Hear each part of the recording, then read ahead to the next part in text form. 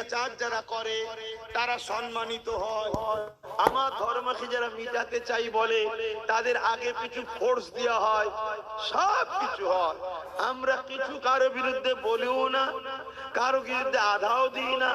কে কি করছে, কতদিন করছে, কোন জায়গায় করছে, মেন রোড বন্ধ করে করছে, কোনো আপত্তি জানায় না। তারপরও বারবার আমাদের কি ইনসাল্ট হতে হয়, একটাই কারণ তাদের গার্জেন আছে, তাদের গার্জেন আছে, তাদের হাতে রাজ পাওয়ার আছে। তারা যা খুশি করে, জনগণের ট্যাক্সের টাকা নিয়ে যা খুশি করে তারা তাদের জন্য খরচ টরচ করে, তাদের ধর্মস্থান বানায়, সব কিছু করে নেয়। আমরা শুধু বারবার বঞ্চিত হই। আর একটাই কারণ, আমাদের হাতে নেই। কথা বুঝছেন না? বোঝেন না? আমার কথা কি খারাপ লাগছে আপনাদের? এ তো শুরু হয়েছে, আগামীতে আরো হবে। এই যে এসআইআর যেটা শুরু হয়েছে, 100-র মধ্যে 99টা নিশ্চিন্তায় মুসলমান থাকে, কোনো টেনশন নেই। কেন? কোন মুসলমান ওই দেশ থেকে এদেশে আসে না। উপরন্তু এখান থেকে লাখো কোটি চলে গেছে। এটা সামান্য কমন সেন্স একটা বুদ্ধি কি বলে, একটা কমন বুদ্ধি কি বলে, একটা জায়গায় যদি 80% মুসলমান থাকে, 80টা মুসলমান আছে, 20টা অন্য ধর্মের আছে।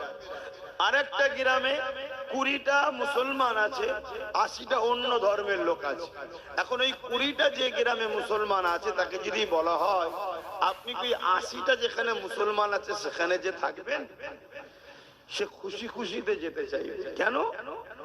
কি কারণে? এখানে নিরাপদ নয় না, তার জন্য নয়। মানুষ মানুষের কাছে নিরাপদ থাকবে না তো কার কাছে নিরাপদ থাকবে? এর জন্য নয়। তাহলে যাবে কেন? না, একসাথে ঈদ করব, একসাথে বকরা ঈদ করব, একসাথে কোরবানি করব, একসাথে মসজিদ পে নামাজ পড়ব, একসাথে বিবাহ শাদী ধর্মীয় কাজ কাম জলসা মাহফিল একসাথে করতে আমাদের সুবিধা হবে। ঠিক না বেটি? তাই চলে যাবে 80% যেখানে মুসলমান।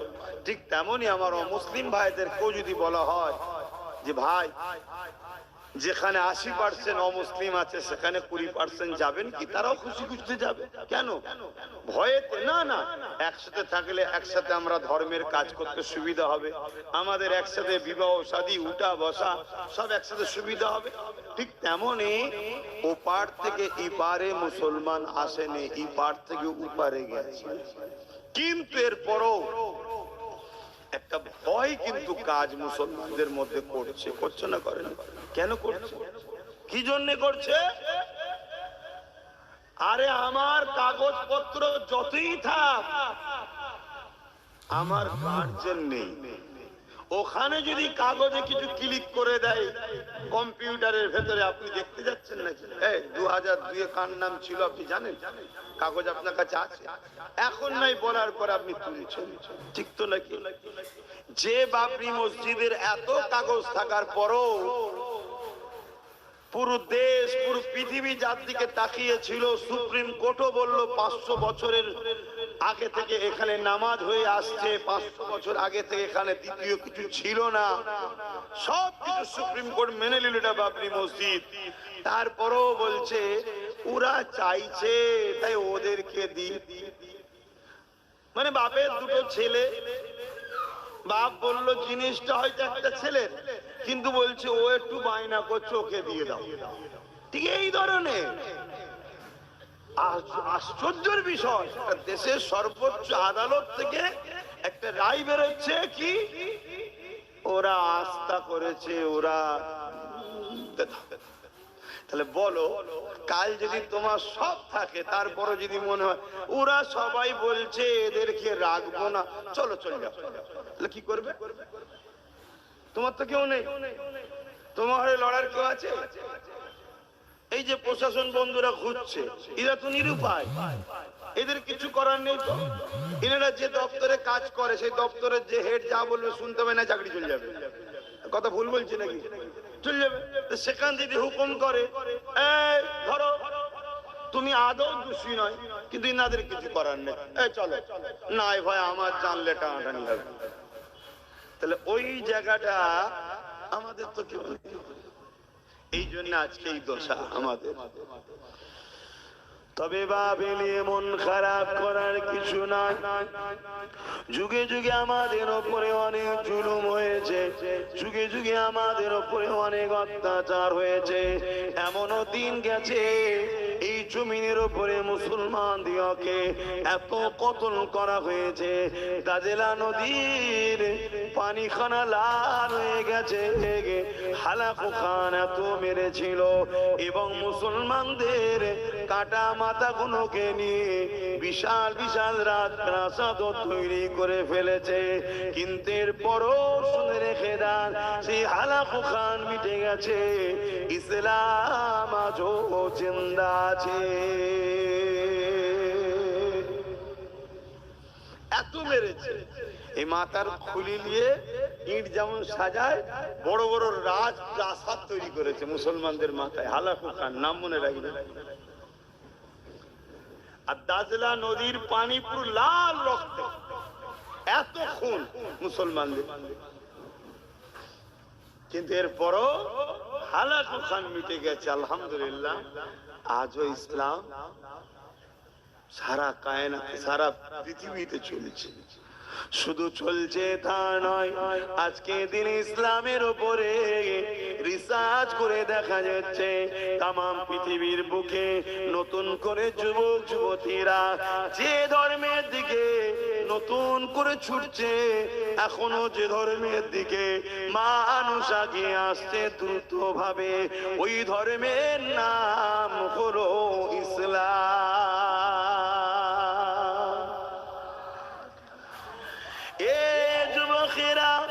কিন্তু এখানে একটা বুঝার বিষয়, প্রকাশ্য দুশমন যতই শক্তিশালী হোক না কেন, তার মোকাবেলা করা, তার সাথে লড়াই করে বিজয় হওয়া, এটা ইসলামের জন্য কোনো ব্যাপার নয়। কেন, আলো এমন একটা জিনিস, অন্ধকার যত গভীর হোক না কেন, আলো যেই আসে অন্ধকার কেটে যায়। আল ইসলাম নূরুন ওয়াল কুফরু যুলমা, আল ইসলাম নূরুন ওয়াল কুফরু যুলমা। এ যুবকেরা, তরুণেরা, ইসলাম এমন একটা নূর, এই নূরের আলোর কাছে কুফরি অন্ধকার যতই হোক না কেন আলোকিত করতে কোনো অসুবিধা হয় না। তাই প্রকাশ্য দুশমন যত শক্তিশালী হোক না কেন, প্রকাশ্য দুশমন যত পাওয়ারফুল হোক না কেন, এই জায়গাতে কোনো অসুবিধে নাই। বিজয় আগো হয়েছে, আজও হবে। ইমাম মেহেদী সাল্লামের নেতৃত্ব হবে। এ যুবকেরা মনে রেখে দেবেন, তাহলে অসুবিধাটা কোথায়? অসুবিধা হলো মুসলিম দাবিদারদের মধ্যে দাড়ি টুপি রেখে হোক, দাড়ি টুপি চেচে হোক, মুসলমান নামধারীদের মধ্যে থেকে এক দল মুনাফিক রয়েছে। এই মুনাফিকরা হলো আমাদের জন্য বড়ই ভয়ঙ্কর, বড় ভয়ঙ্কর। কারণ এরা আমাদের থেকে সব লাই, এরা আমাদের সাথে থাকে, কিন্তু এদের বাহ্যিকটা আমাদের সাথে, অন্তরটা থাকে ইসলামের দুশমনদের সাথে। কথা অসুবিধা হচ্ছে না তো? শুনছেন তো মন দিয়ে? মাইকে আওয়াজ বুঝতে পারছেন তো? এটা আল্লাহর কোরআন, বেশি দূর নয়, সূরা বাকারা খুলে দেখুন। আল্লাহ বলছে, মানুষের মধ্যে একদল মানুষ আছে যারা নিজেদেরকে মুসলিম দাবি করে, কিন্তু তারা আদৌ মুসলমান নয়। তারা মুসলমানকে বোকা বানাতে চায়। মূলত তারা নিজেরাই বোকা হচ্ছে, তাদের আখিরাত কত ভয়ঙ্কর হচ্ছে তারা বুঝতে পারছে না। তারা যখন মুসলমানদের সঙ্গে মেশে, মুসলমানদেরকে বলে, আরে আমি তো তোর সাথে আছি, আমরা তো তোদের, আমরা তো আছি, কথা বলতো। আর অপর দিকে গোপনে যখন তারা তাদের দুনিয়ার প্রভুর সাথে মেশে, তখন তাদেরকে যে বলে, আমরা তো শুধুমাত্র মুসলমানদের সঙ্গে নাটক করি, বোকা বানাই। কিছু বুঝতে পারছেন? এদেরকে শরিয়তের ভাষায় মুনাফিক বলা হয়।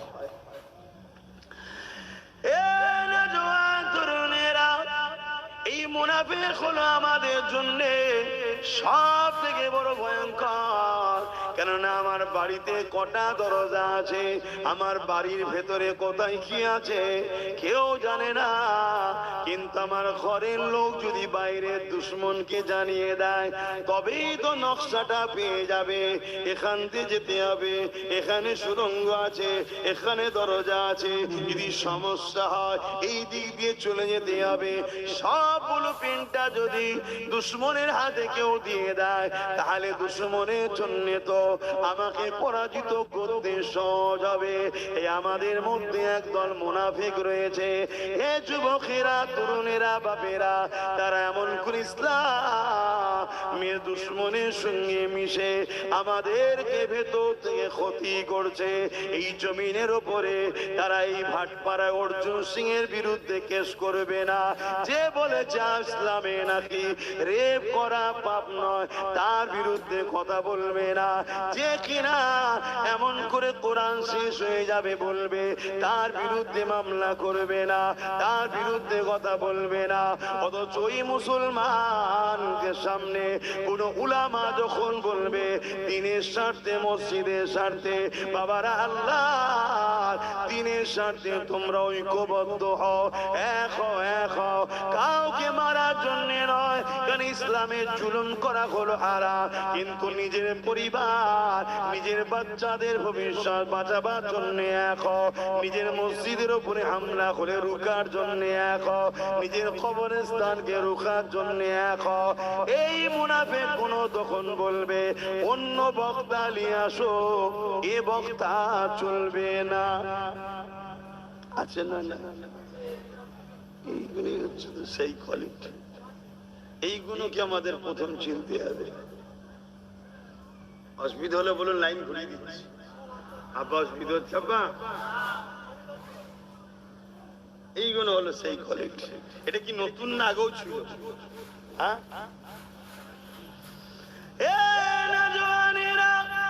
আল্লাহ নবীর জামানাতেও ছিল। নবী পাকের সময়ে যতটা নবীকে কষ্ট ও কাশ দুশ্মনরা না দিয়েছে তার থেকে বেশি কষ্ট মুনাফিকরা দিয়েছে। আল্লাহ নবী সাহাবাদিগকে নিয়ে জালিমদের জুলুমের হাত থেকে মদিনাকে কিভাবে নিরাপদে রাখা যায়, জালিমদের জুলুমের হাত থেকে সাহাবাদেরকে কিভাবে নিরাপদে রাখা যায়, জালিমদের জুলুমের হাত থেকে নারী বাচ্চাদেরকে কিভাবে সুরক্ষিত রাখা যায়, এই প্ল্যান পরিকল্পনা নবী করত। আর নবীর মজলিসে তারা মুমিন সেজে, মুসলমান সেজে, সাহাবা সেজে ঢুকে বসে থাকতো। তারা টুক করে গিয়ে ইসলামের দুশ্মনদের কাছে বলে দিত, এর বিনিময়ে মোটা অঙ্কের টাকা নিয়ে নিত। এইভাবে তারা সাহাবাদের উপরে জুলুম করেছে, সাহাবা হুজুরদের উপরে অত্যাচার করেছে। এই মুনাফিকদের মধ্যে থেকে এক মুনাফিক যার নাম হলো আব্দুল্লাহ ইবনে উবাই, যে কিনা নবী পাকের পিছনে নামাজও পড়তো, নবী পাকের সঙ্গে জিহাদে গেছে, নবী পাকের সঙ্গে রোজা রেখেছে, নবী পাকের সঙ্গে হজ করেছে। কিন্তু আবার যখন আম্মা জান আয়েশা হুজুরের বিষয় এলো, আম্মা জান আয়েশা হুজুরের বিষয়ে সব থেকে বেশি পাড়ায় পাড়ায়, বাজারে বাজারে মিথ্যাচার করে ছড়িয়েছিল এই আব্দুল্লাহ ইবনে উবাই। আজও মুনাফিক আমাদের মুসলিম সমাজের মধ্যে আছে না নাই? এগুলো জানানো জাতিকে দরকার আছে না নাই? বলুন। কেন কাল তো মুনাফিক এসে বলতে পারে যে এসআইয়ের ফর্মটা আমায় আমি জমা করে দেবো, লিজে ডাস্টবিনে ফেলে দিতেও পারে। কে আমার কথা কি কষ্ট হলো? এটাও তো একটা জটিল বিষয়। আমার ভাই আপনি, আমার দেশবাসী আপনি, ফেঁসে যাবেন, বিপদে পড়ে যাবেন। এই বিষয় থেকেও তো সুরক্ষিত রাখার জন্য কথা বলার নামও তো ইসলাম। জোরে বলুন সুবহানাল্লাহ। এরা এত বড় মুনাফিক, এরা কোরআনের 2টো আয়াত নেবে, 3টে আয়াত নেবে না, 5টা আয়াত নেবে, 10টা আয়াত নেবে না। এদের বক্তব্য কোরআনের কিছুটা লাও, কিছুটা লিও না, এটাও একটা মুনাফিক। এদের বক্তব্য মনি সাহেবরা আসবে, নামাজের কথা বলবে, রোজার কথা বলবে,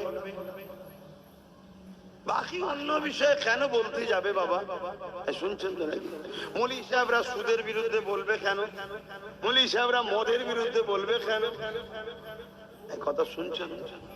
কেন মদের বিরুদ্ধে বললে মুসলিম ছেলেরা যদি মদ খাওয়া ছেড়ে দেয়, তাহলে এখন তো সরকার মদ ব্যাপারী হয়েছে, তার তো বাজার খারাপ হয়ে যাবে, এজন্য এদের অসুবিধা হয়।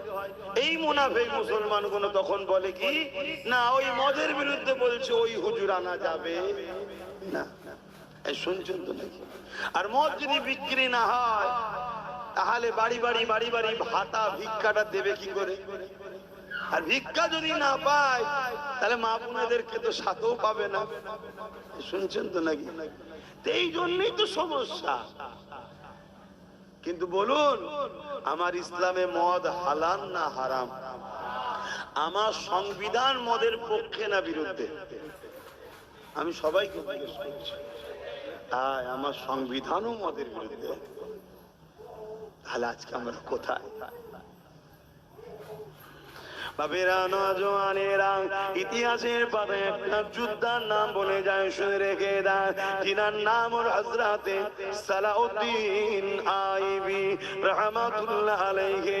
যিনি একদিকে যেমন মিশরে হুকুমত করেছিলেন, আবার তিনি জগৎ বিখ্যাত আল্লাহ পাকের ওলি বান্দা ছিলেন।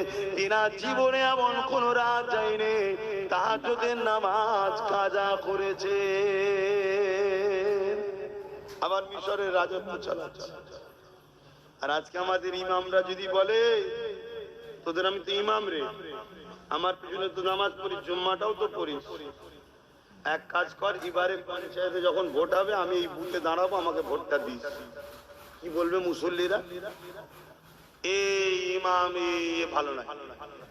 শুনছো তো নাকি? কেন এই সমস্যা, এই রোগ আমাদের মধ্যে ঢুকলো কেন? আর ওমর ফারুক মসজিদে নামাজও পড়ায়, অর্ধেক পৃথিবী চালায়। জোরে বলুন সুবহানাল্লাহ। এই রোগটা আমাদের মধ্যে ঢুকেছে কি করে? সমস্যাটা কোথাও বুঝতে পারছেন তো নাকি? হ্যাঁ, এটা রোগ, এটা মারাত্মক। ইমাম ওই গ্রামে সব থেকে ভালো লোক না খারাপ লোক? বলুন বলুন, আমি জিজ্ঞেস করছি। আপনি আপনি আপনি ইমামটা কার? মুসলমানদের তো নাকি? তো মুসলিম মহল্লায় মসজিদে ইমাম যিনি আছে, ওই মহল্লাতে তিনি ভালো লোক না খারাপ লোক? তাহলে তাকে আপনি যখন ভালো বলছেন, তাহলে সেই ভালো লোককে আপনি এটা বানাচ্ছেন কেন? বলছেন না ওটা মৌলী সাহেবদের কাজ। তাহলে কি কাজ? মুরগি জবাই করা কাজ। মৌলী সাহেব মুরগি জবাই করে, এবার আমরা খাবো। আর আমার মৌলী সাহেব গুলোকেও বলি যে আপনারা কোথায় গেলেন? হ্যাঁ, আপনাদেরও অবস্থা নিজেরাই খারাপ করে ফেললেন। এখনো টাইম আছে।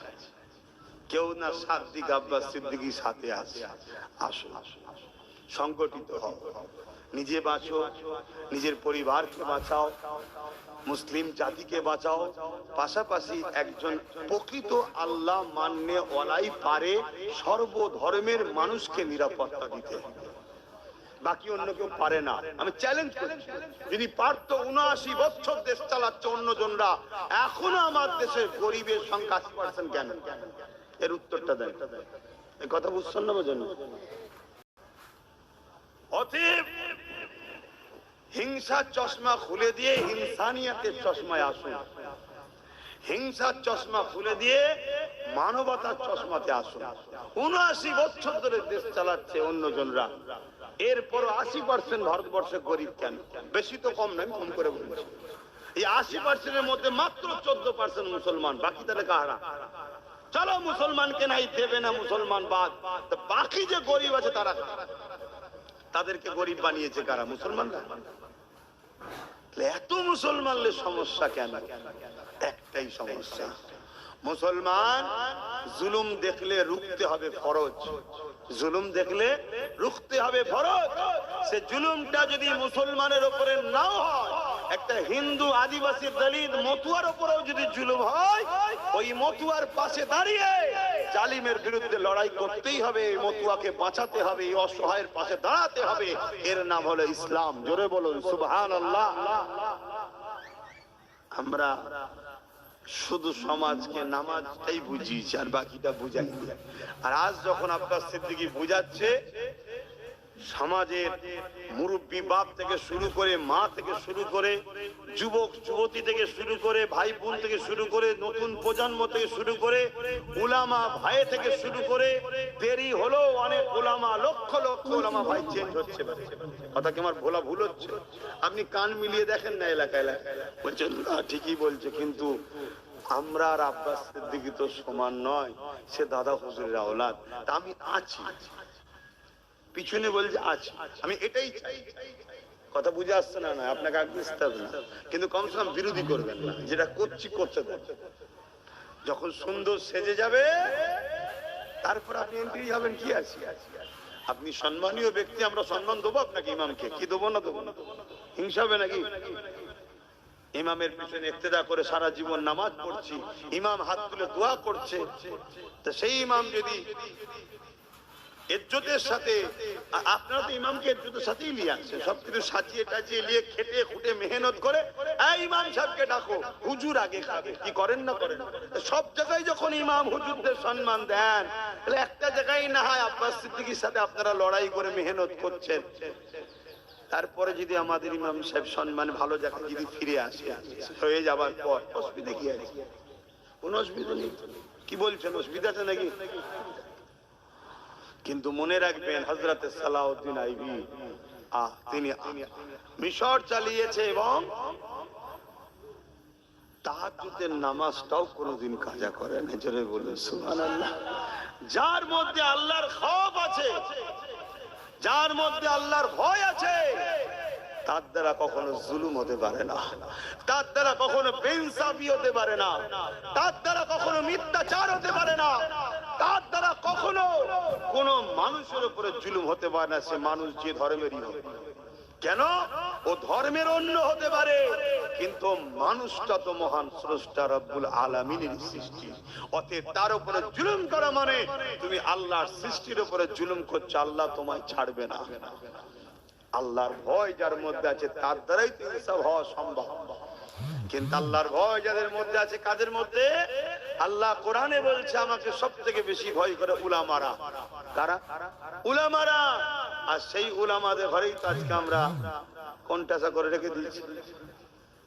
আবার এখানে একটা কথা বলে দিতে লাগে, আখেরি জামানা তো, আল্লাহ নবী বলেছেন আসমানের নিচে জমিনের উপরে সব থেকে নিকৃষ্ট হবে আবার একদল উলামা।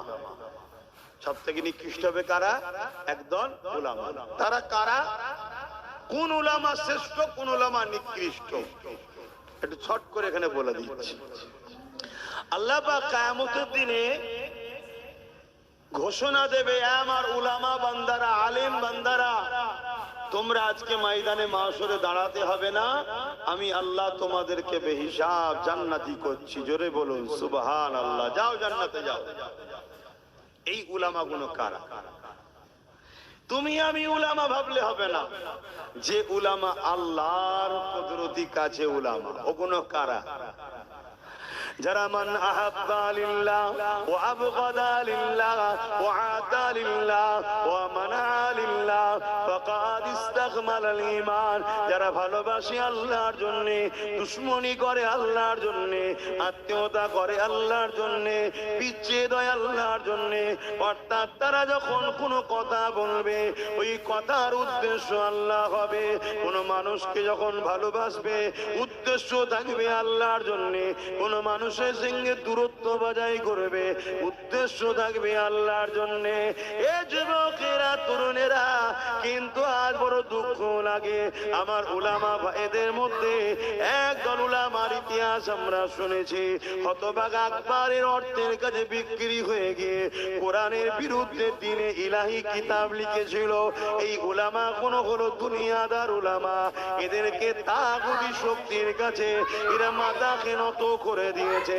এই উলামার কথা আল্লাহ রসুল বলেন যে উলামারা বেহিসাব জান্নাতে যাবে, তাদের মাকাম, তাদের সম্মান এত হবে, কোন ছেলে যদি এ আমার আব্বারা যুবকেরা শুনে রেখে দাও, উলামার সঙ্গে কেউ যদি এক দস্তখানে বসে খানাও খেয়ে থাকে, কিয়ামতের দিনেতে এই রকম ব্যক্তিকে ওই উলামার কাতারে আল্লাহ পাক জান্নাতি বানিয়ে দেবে।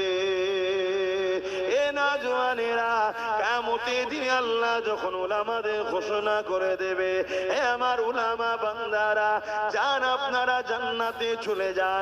তারা যখন জান্নাতে যেতে লাগবে, ওই সময় এক শ্রেণীর মানুষেরা তাদের রাস্তা আগলে দেবে। এই আল্লাহ পাকের উলামা বান্দারে, দুনিয়া জমিনে আপনারা ওয়াজ করেছিলে আল মারউ মা মান হাব্বা, দুনিয়ায় যে যাকে ভালোবাসবে তার সঙ্গে জান্নাতে যাবে। দুনিয়া জমিনে আপনাদেরকে আমরা মহব্বত করতাম, আপনাদের মাহফিলে যেতাম, আপনাদের কথা মতো চলতাম, আপনাদের পিছনে দাঁড়িয়ে থাকতাম, আপনাদের হয়ে ঢাল হয়ে ফিরে রাখতাম।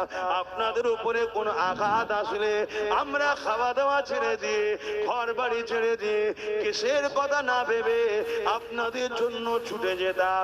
আপনাদের জন্য দুনিয়ায় অনেকের সঙ্গে আমাদের সম্পর্ক নষ্ট হয়েছে, কারণ আপনারা বলেছিলেন বাবারা এদের সঙ্গে মিশি না বাবা, আপনাদেরকে মেহমানদারি করেছি, আপনাদেরকে পেয়ার করেছি, ভালোবেসেছি।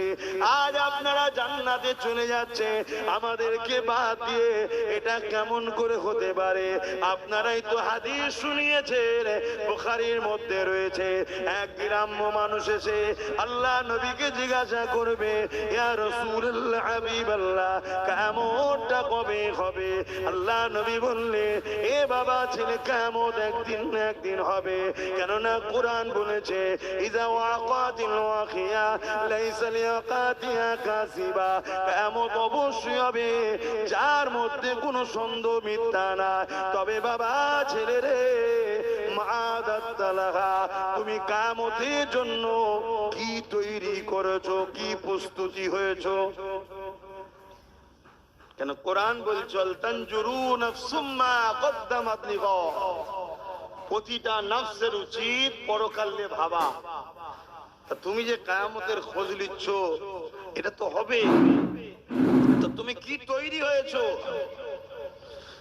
ওই যুবকটা বলতে লেগেছে, ফাকামা দাতুলহা কাসীরা সালাতি ওয়া সিয়ামি, ইয়া রাসূলুল্লাহ হাবিবাল্লাহ, বেশি বেশি নামাজ রোজা করতে পারিনি, ইল্লা তবে আন্নী উহিব্বুল্লাহ ওয়া রাসূলুহু, আমার অন্তরে, আমার কলবে, আমার হৃদয়ে সব থেকে বেশি আল্লাহ ও নবীকে মহব্বত করি। এই কথাটা শুনে নবী আমার উত্তর দিয়েছিলেন, আল মারউ মা মান হাব্বা। এ বাবা সাহাবারা শুনে রেখে দাও, দুনিয়ায় যে যাকে ভালোবাসবে তার সঙ্গে জান্নাতে যাবে। এ আমরা উলামারা এই হাদিস আপনাদেরকে শোনায়, আপনারা শুনে রাখছেন। কিয়ামতের দিনে ওই সময় জিজ্ঞাসা করা হবে, আপনারাই তো বলেছিলেন দুনিয়ায় যে যাকে ভালোবাসবে তার সঙ্গে জান্নাতে যাবে। আজ আমরা আপনাদেরকে ভালোবেসেছিলাম, আজ আপনারা চলে যাচ্ছেন কেন? ওই সময় উলামারা আল্লাহ পাকের আরশে আজিমের দিকে ফিরে আসবে। আমার আল্লাহ পাক বলতে লাগবে, এ আমার উলামা বান্দারা, কি হয়েছে তোমাদের? আল্লাহ পাক তখন ওই সময় উলামারা বলবে, ও রব্বি আল্লাহ, দুনিয়ায় যারা আমাদেরকে বিয়ার করতো, আমাদের কাতারে দাঁড়াতো, আপনার দিনের প্রচারের জন্য আমাদের বডিগার্ড হয়ে থাকতো, আমাদের সহযোগী হয়ে থাকতো, আমাদের কাতারে বসে থাকতো, এরা যদি সাথ না দিত আল্লাহ, হয়তো আমরা দিন প্রচার করতে গিয়ে হাজারো বাধা শিকার হয়ে যেতাম। ঠিক না বেটি? তোমরা যদি না সাথ দিতে, এই দিন প্রচার করতে গিয়ে আমাদের বাধা হতো না? হতো না আরো? কিন্তু বাধাকারীরা ভাবছে যে না, বাধা দিতে গেলে ওদের পাশে প্রচুর লোক আছে, তাহলে এটা তোমরা ওসিলা না, আমি যেমন দিন প্রচার করছি একটা মহান কাজ, তোমার ওসিলাতেই তো এই মহান কাজটা হচ্ছে, তুমি কেন বেকার যাবে? হ্যাঁ, এবার শোনো, আল্লাহ তাদের বড় অবদান ছিল, আজ তাদেরকে আমরা শুনিয়েছিলাম দুনিয়ায় যে যাকে ভালোবাসবে দুনিয়ায় সে তার সঙ্গে পরকালে জান্নাতে যাবে। এই রাসূলের হাদিস তাদের কাছে শোনাতা, ও আমার আল্লাহ আজ তারা বড় আশা নিয়ে আবদার জানিয়ে রুখে দিয়েছে রাস্তা, কেন আমরা তাদের সঙ্গে জান্নাতে যাব না? আমার আল্লাহ বা বলবে, এ আমার উলামা বান্দারে সাদ্দাকতা, তারা সত্য কথা বলছে। আমার হাদিসের হাদিস, আমার হাবিব যে হাদিসের কথা বলেছে, আমার হাবিবের কথাটাও হলো ওহী, কোরআন ওহী, একটা ওহী মাতলু আর একটা ওহী গায়র মাতলু। আমার হাবিব যা বলেছে আমি আল্লাহ আমারই কথা বলেছে, এই উলামা বান্দাদেরকে জানিয়ে দেওয়া হবে, যাও তাদেরকে সাথে করে নিয়ে জান্নাতে যাবা ইজাজত দিয়ে দিলা। কথা বুঝে আসছে? এবারে ভাবু, দুদিনের দুনিয়া আজ আছে কাল নাই, আজ আছে কাল নাই, কিন্তু আখিরাতের কথাও তো মাথায় রাখতে হবে। আজকে মানুষ যেভাবে টেনশন করছে, এর থেকে যারা পরিমাণ যদি অল্প টেনশন মানুষ জাহান্নাম থেকে বাঁচার করতো, আজকে মানুষ মনে হয় দুনিয়া আখিরাতের শান্তি পেয়ে যেত। শোনো, পৃথিবীর কারো কোনো শক্তি নেই তোমার ভালো মন্দর বিষয় নিয়ে কেউ কিছু করতে পারে, সবটাই তোমার পাওনা তোমার কর্মের ফলে আল্লাহর পক্ষ থেকে হবে। অতএব তুমি আমি যদি সেই আল্লাহকে রাজি রাখতে পারতাম, তুমি আমি যদি সেই আল্লাহকে ধরার মতো ধরতে পারতাম, তাহলে এই দুনিয়া হাজারো পরিকল্পনা করুক, হাজারো প্ল্যান করুক, নিজের প্ল্যানে নিজেই ফাঁসবে। আমরা নিশ্চয়ই জানি আবু জেহেল আমার নবীকে প্ল্যান করে কুয়ায় ফেলার প্ল্যান করেছিল না করেনি? জোরে বলে। আজকেও অনেকে সেই নবীর উম্মতকে প্ল্যান করছে বিভিন্ন ভাবে ফাঁসাবার। মনে রাখবেন, যত প্ল্যান করেছে প্রত্যেকবারে নিজেদের প্ল্যানে নিজেরাই জড়িয়েছে। ঠিক তো নাকি? বলবেন তো? নিজেদের প্ল্যানে নিজেরাই জড়াচ্ছে। আজকেও যে প্ল্যান চলছে এই প্ল্যানে দেখবেন নিজেরাই জড়িয়ে গেছে। কথা বুঝে আসছে না? বুঝতে পারছেন না নাকি? কিন্তু অত গাফলতি হয়ে থাকা ভালো নয়, যে গাফলতি আমার কওমের হয়েছে। আমার কওমের যে গাফলতি, কচি দেখে দে তো, কচি এনে দে তো, এটা করে না। নিজের পিঠ যদি চুলকায়, এখানে এনেছেন ওখানে চুলকা, এটা নবীর মেম্বার। নিজের পিঠ যদি চুলকোই নিজেকেই চুলকে নিতে হয়, তাই তো নাকি? ভাষাটা খারাপ না, বাস্তব কথা। সমস্যা নিজেকে একটু দায়িত্ব নিয়ে করতে হবে। সব গাফলতি করে এলে বাবা এটা নিয়ে যা, নিয়ে যা, নিয়ে যা, নিয়ে যা, একেবারে গিয়ে ড্রামে চলে যাবে। কথা বুঝছেন তো নাকি? কেন আপনি নিশ্চিন্তায় বলতে পারি, আমি এ বাংলার মুসলমান, এ ভারতের মুসলমান, এরা অন্য জায়গা থেকে আসেন, এরা এখানে।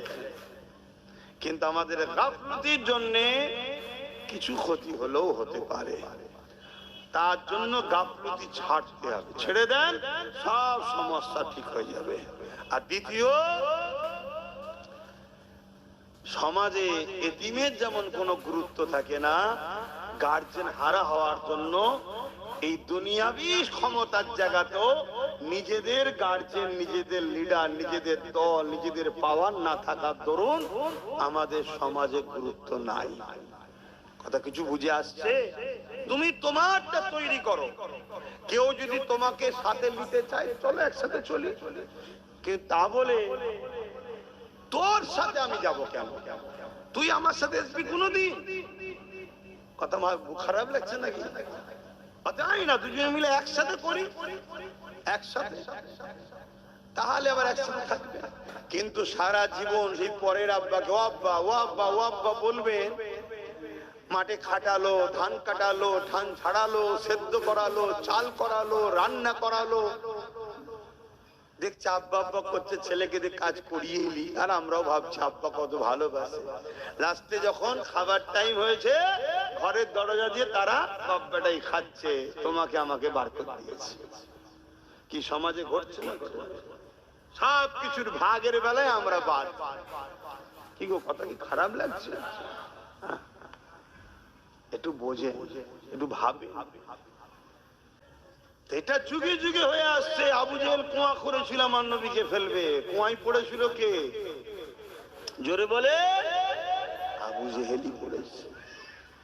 আজকের আবু জেহেলরাও কুয়া খুঁড়ছে আমাদেরকে ফেলবে বলে, আর ইরাও কুয়া থেকে উঠতে গেলে আমাদেরই হাত ধরে উঠতে হয়। কি গো, আমরা হাত না ধরলে উঠতে পারবি না? কথা বলে। হ্যাঁ, কেউ একজন আগে ছিল, আমাদেরকে কুয়ায় ফেলে দিয়ে দেখেছিল, আমরা যখন বুঝতে পেরে সরে গেছি, কুয়ায় সে নিজে পড়েছে না পড়েনি? এমন কুয়ায় পড়েছে, এখনো উঠতে পারছে কি? পারেনি। আমরা যদি এক্ষুনি সবাই মিলে হাত ধরি, চচ্চর করে আবার উঠে পড়বে। তাহলে আমরা যার হাত ধরি সে যখন ওঠে, তাহলে আমাদের ভাগিদারিটা কই? আমাদের ভাগটা কই? কথা বুঝছেন না? বুঝছেন না? এইটাই আব্বাস সিদ্দিকী বুঝায় তার বাপকে, তার মাকে, তার বোনকে, তার ভাইকে, যে আমার নয় তার জন্য অজ করতে আমি আসি না। তোরকে আমার কথা নিতে কে বলেছে?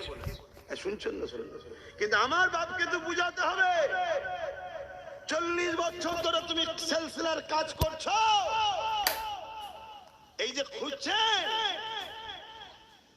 আপনার ভাগ কি বোঝাতে হবে।